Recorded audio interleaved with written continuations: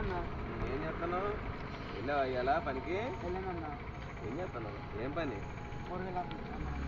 కూరగాయలు నువ్వే అమ్ముతున్నావా లేకపోతే వేరే వాళ్ళు కొట్టుకు పని చేస్తున్నావు? పని చేస్తున్నానన్న. డబ్బులు ఎంత ఇస్తారా? 100 రూపాయలు. 100 రూపాయలు అంటే ఇంకేం ఇవ్వరు? 100 రూపాయలు పొద్దున్న సాయంత్రం దాకా కూరగాయలు కూడా ఇస్తారన్న. కూరగాయలు కూడా ఇస్తారు. బాగా కష్టపడుతున్నావు అంటే చెడ్డ అలవాట్లు ఏం లేవు కదా? లేదన్న. బాగా కష్టపడుతున్నావు.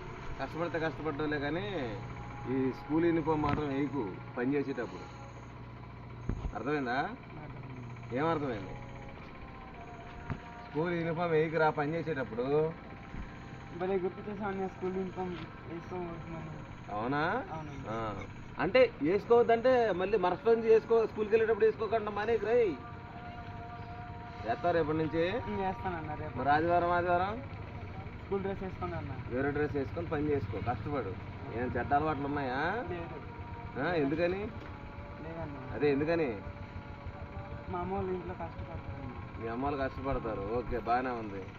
మళ్ళీ మందులు తాగడం, సిగరెట్లు తాగడం అలాంటి అలవాట్లు ఏం చేసుకో మాకు. సరే అన్న. ఎందుకని? ఎందుకు చెప్తున్నాను ఆ మాట? నేను బాగుండడానికి. నువ్వు బాగుండాలి. ఎన్ని సంవత్సరాలు బతకాలి? 100 సంవత్సరాలు. 100 సంవత్సరాలు. సంవత్సరాలు చెప్పట్టు. సరే సార్.